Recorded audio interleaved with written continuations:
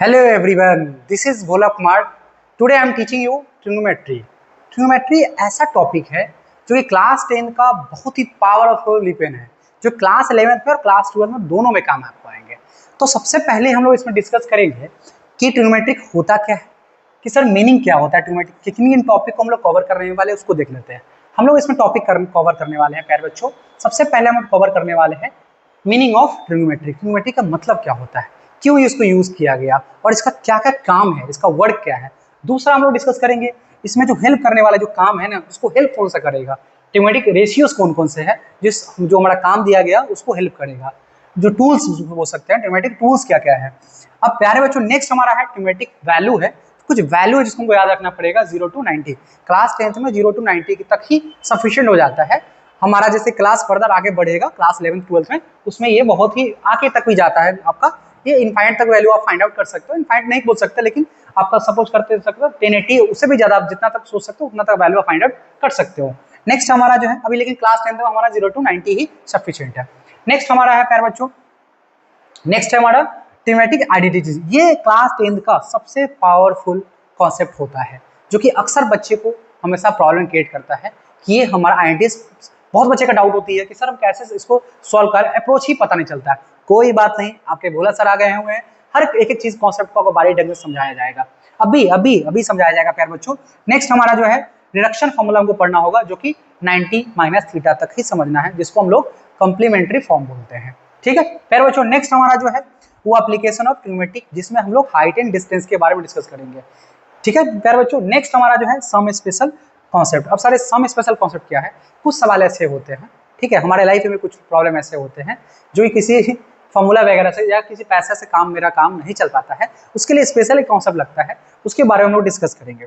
ठीक है, तो ये सारे टॉपिक हम लोग कवर करेंगे, चूंकि लेकिन सबसे इंपॉर्टेंट जो है बच्चे को जो प्रॉब्लम क्रिएट करती है वो हमारा ये प्रॉब्लम क्रिएट करता है ट्रिग्नोमेट्रिक आइडेंटिटीज। तो आज का जो क्लास है प्यारे बच्चों पूरा फुल्ली कॉन्सेप्ट होगा, किस पर बात चलेगी, ट्रिग्नोमेट्रिक आइडेंटिटीज की बात करेंगे। मुझे अब सोच बहुत बच्चे से लग रहा है इसलिए मुझे नहीं आ रहा है प्यारे बच्चों, मैं इसके लिए बैकग्राउंड थोड़ा बहुत बीच में बताता चलूंगा।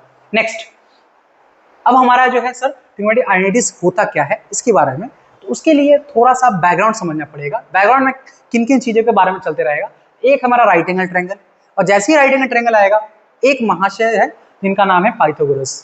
ठीक है, जिनका नाम क्या है पाइथागोरस। उनके द्वारा एक स्टेटमेंट दिया गया था, क्लास 7-8 में पढ़ते आ रहे होंगे आप लोग, कि जो हाइपोटेनस का स्क्वायर जो होता है ना वो इक्वल टू होता है परपेंडिकुलर का प्लस बेस का स्क्वायर। ठीक है, पहले जो ये सर क्या लिखे, बोधायन जी भी एक आदमी थे, हालांकि मैथमेटिशियन थे, ये भी क्या किए थे भाई, स्किन के बारे में बताया गया था।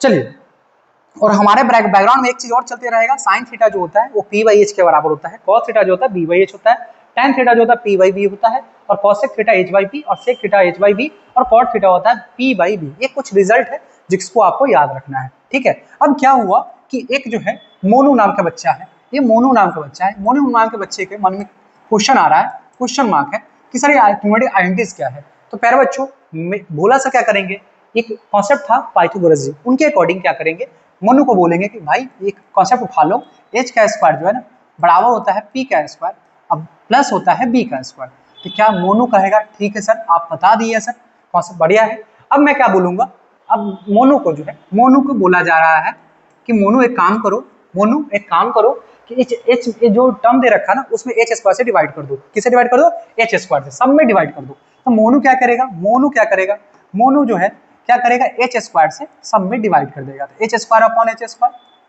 बराबर हो जाएगा p square upon h square, बराबर प्लस हो जाएगा आपके पास b square upon h square. और देखा गया मोनू ने एक नया कॉन्सेप्ट क्रिएट कर दिया, h स्क्वायर से कट गया और यहाँ हो जाएगा 1, और p/h भोला सर बोले मोनू को कि देखो p/h किसका रेशियोज है, तो p/h किसका रेशियो है, साइन का। तो मोनू क्या करेगा, यहाँ पे लिख देगा साइन स्क्वायर। स्क्वायर क्यों सर, क्योंकि दोनों जगह स्क्वायर दे रखा है, प्लस यहाँ पे क्या है b/h है, b/h फिर मोनू देखेगा b/h किसका रेशियोज है, b/h जो है b/h किसका रेशियोज है, कॉस थीटा का रेशियो है। तो मोनू यहाँ क्या लिख देगा, और कॉस स्क्वायर थीटा लिख देगा। और मोनू जो है बहुत खुश हुआ कि एक नया फॉर्मूला जनरेट हो गया। क्या हो गया, एक नया फॉर्मूला जनरेट हो गया, और इसी को बोला जाता है ट्रिग्नोमेट्रिक आइडेंटिटी। क्या बोला जाता है बुआ, ट्रिग्नोमेट्रिक आइडेंटिटी बोला जाता है। अब आपके मन में सवाल आएगा कि सर आइडेंटिटी क्या होता है। प्यारे बच्चों जिस दिन थीटा का वैल्यू कुछ भी डाल दो, रिजल्ट हमेशा वन ही देना है। किसी भी परिस्थिति में ये रिजल्ट वन के अलावा कुछ नहीं दे सकता है, इसलिए इसका नाम होता है आइडेंटिटी, मतलब ये अपने पहचान को लूज कभी नहीं करेगा। ठीक है, मोनू बहुत खुश हुआ इस रिजल्ट से। मोनू को बहुत खुशी हुई कि उसको लगा कि मैं नया क्वेश्चन बना दिया। मोनू फिर पूछा, सर मैं डिवाइड किया हूँ एच स्क्वायर से, क्या दूसरे से भी डिवाइड कर, पी से भी डिवाइड कर सकता हूँ क्या? बिल्कुल। तो भोला सर बोलेंगे ठीक है भाई, आपने जो है एच स्क्वायर से डिवाइड किया था दोनों साइड में, एच स्क्वायर से डिवाइड किया था, एक काम करो इस बार दोनों साइड से पी स्क्वायर से डिवाइड कर दो दोनों साइड में। तो क्या किया मोनू, क्या करेगा इस बार जो है मोनू जो है समझदार बच्चा की तरह काम कर रहा है। मोनू इस बार क्या करेगा, मोनू क्या करेगा, इस बार पी से डिवाइड कर देगा, तो हो जाएगा पी स्क्वायर, सॉरी यहाँ पे हो जाएगा बुआ, ऊपर तो एच स्क्वायर ही रहेगा ना, ऊपर हो जाएगा एच स्क्वायर, इस बार कर रहा है पी स्क्वायर से डिवाइड, बराबर यहाँ हो जाएगा P square upon P square plus B square upon हो जाएगा बुआ पी स्क्वायर।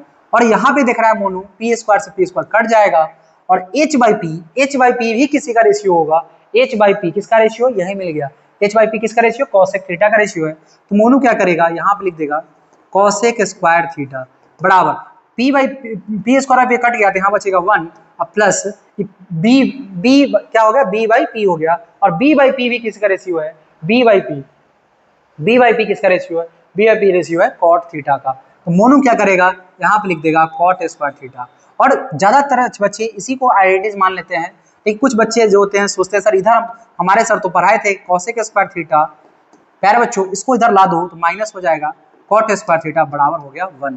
बहुत ही प्यारा फॉर्मूला बन गया, बहुत ही प्यारा आपका फॉर्मूला बना। मोनू बहुत खुश हुआ इसके बाद, सोचा कि सर आपने बोला एच स्क्वायर से डिवाइड कर दिया रिजल्ट आ गया, आपने बोला पी स्क्वायर से डिवाइड कर दिया रिजल्ट आ गया, आप क्या सर मैं बी स्क्वायर से डिवाइड कर सकता हूँ? बिल्कुल, बी स्क्वायर से भी डिवाइड करेंगे, तो बी स्क्वायर से डिवाइड करते हैं तो मोनू को अगर एच स्क्वायर है is equal to P square था is equal to B square था, अगर मोनू इस बार बी स्क्वायर से डिवाइड करता है H square upon B square हो जाएगा, यहाँ हो जाएगा P square upon B square हो जाएगा, अब प्लस हो जाएगा B square upon B square हो जाएगा, और यहाँ पे फिर मोनू को दिखेगा कि बी स्क्वायर से बी स्क्वायर कट जाएगा, और एच बाई बी जो है एच बाई बी किसका दिख रहा है, सेक थीटा का दिख रहा है। एच बाई बी जो है सेक थीटा, मतलब यहाँ पे हो जाएगा सेक स्क्वायर थीटा, अगर यहाँ पे लिखना चाहेंगे तो हो जाएगा सेक स्क्वायर थीटा बराबर पी बाई बी किसका होता है प्यारे बच्चों, टेन स्क्वायर थीटा हो जाएगा यहाँ पे, और प्लस इस जगह कितना हो जाएगा 1। इसी को आप बोल दोगे आइडेंटिटी बोल दोगे, नहीं तो इसको अगर अच्छा और लिखना चाहते हो तो सेक स्क्वायर थीटा माइनस हो जाएगा टेन स्क्वायर थीटा बराबर 1। मोनू बहुत ही चालाक, उसको लगता है था कि मुझे कुछ नहीं आता है, लेकिन मोनू जो है खेलते खेलते 3 फॉर्मूला जनरेट कर दिया, और इस तीनों फॉर्मूला को बोला जाता है ट्रिग्नोमेट्रिक आइडेंटिटी। ये तीनों फॉर्मूला को बोला जाता है, क्या चीज बोला जाता है, जैसे आपका हो गया पहला sine square theta plus cos square theta बराबर 1 हो गया, ठीक है, बराबर क्या हो गया 1 हो गया। दूसरा आपने पढ़ा कि भैया cosec square theta minus cot square theta बराबर 1 हो गया। एक दूसरा आइडेंटिटी मोनू ने निकाला था, और मोनू तीसरा आइडेंटिटी निकाला है sec square theta minus tan square theta बराबर 1। मोनू इस बात से सहमत हो गया कि सर जो ये फॉर्मूला जनरेट हुआ है कहीं ना कहीं कुछ चीज़ें जो है बैकग्राउंड में चल रही थी, sine cos tan cosec sec cot का रेशियो मुझे याद था, और एक याद था मुझे राइट एंगल ट्रायंगल के बारे में कॉन्सेप्ट कि एच स्क्वायर जो होता है वो बराबर होता है P square plus B square के बराबर होता है। मोनू ने 3 फॉर्मूला जनरेट कर दिया, ठीक है। अब क्या होता है कि अब हमको आइडेंटिटीज के लिए केवल फॉर्मूला काम सफिशिएंट नहीं है, और भी फॉर्मूला हमारे पास है। अब देखिए, अब मैं कुछ फॉर्मूला आपके पास लिख रखा हूँ, ये इसको बोलते हैं, ये आपका रेशियो फॉर्म हो गया, मेरा खुद का स्टाइल है ये साइन थीटा, ये मेरा रेशियो होता है sine cos tan cosec cot. Ratios form जो होता है P by H, B by H, P by B, ये सब आपको याद रखना पड़ेगा, P by B, H by B और एच बाई पी। इसके बारे में डिस्कस करूंगा, लेकिन मैं आइडेंटिटीज पढ़ाने के लिए ये सब उतना इंपॉर्टेंट नहीं है। प्रोडक्ट फॉर्म होता है 1, साइन जब भी रहेगा साइन थीटा बराबर 1 by cosec theta, cos theta बराबर 1 बाई सेक थीटा, टैन बराबर 1 बाई कॉट, कॉट बराबर 1 बाई टैन, कॉसेक बराबर 1 बाई कॉस, और कॉसेक बराबर 1 बाई साइन। प्यारे बच्चों, ये आइडेंटिटीज फॉर्म होता है। अगर आपको ये सवाल बनाना होगा, इसको एक छोटा सा पेज पर चार्ट बना लीजिएगा, पेज पर लिख लीजिएगा। अब मैं जैसे बताऊंगा आप उस तरह चलना है, जैसे चलेंगे थोड़ा थोड़ा स्टेप बढ़ते बढ़ते आपको सारा कॉन्सेप्ट जो है क्लियर हो जाएगा, ठीक है। थोड़ा स्पेशल बना के रखिए। अब ये फॉर्मूला आप चार्ट में बना लेना है और फिर आगे बढ़ना, और इससे केवल फॉर्मूला से काम नहीं होगा, उसके लिए कुछ मोस्ट पावरफुल कॉन्सेप्ट को याद होना चाहिए, जो कि हमारे पहले जहन में होता है और उसको हम ध्यान में नहीं रखते, हमको लगता है कि ये चीज यूज नहीं आता। लेकिन प्यारे बच्चों, अगर आप वो पावरफुल वेपन रखोगे, मैं इसको पावरफुल वेपन के नाम से नाम दिया हूँ क्योंकि ये इसके बिना अगर आप सोचते हो कि हम मेरा ट्रिग्नोमेट्री आइडेंटिटी जो है अच्छा हो जाएगा, ये नहीं, एक सिस्टमैटिक ढंग से आप पढ़ोगे कहीं भी कोई दिक्कत नहीं होगी।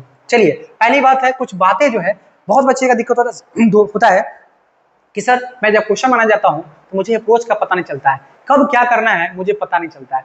प्यारे बच्चों, उसके लिए बोला सर आपको लिए बेहतरीन कॉन्सेप्ट लाए हैं आपके सामने। पहला कि भाई जीवन में कभी भी अगर दो टर्म ऊपर हो एक टर्म नीचे हो तो हमेशा सेपरेट करोगे। क्या करोगे? सेपरेट करोगे। इस सी को हमेशा सेपरेट कर दोगे। अगर नीचे ऊपर तीन टर्म है, नीचे सिंगल टर्म है, इस समय भी क्या करोगे? सेपरेट करोगे। क्या करोगे? सेपरेट करोगे। ऊपर ए प्लस बी है, माइनस बी है, इस तरह टर्म रहेगा, उसको रेशनलाइज करोगे। क्या करोगे? रेशनलाइज करोगे। नेक्स्ट में हमारा जो है, अगर ये सबसे इंपॉर्टेंट है प्यारे बच्चों, ये सबसे इंपॉर्टेंट कॉन्सेप्ट है कि जब भी आपका ए प्लस बी प्लस सी है, नीचे रहेगा ए माइनस बी प्लस सी के टर्म में रहेगा, तो आपको इस टर्म में क्या करना चाहिए?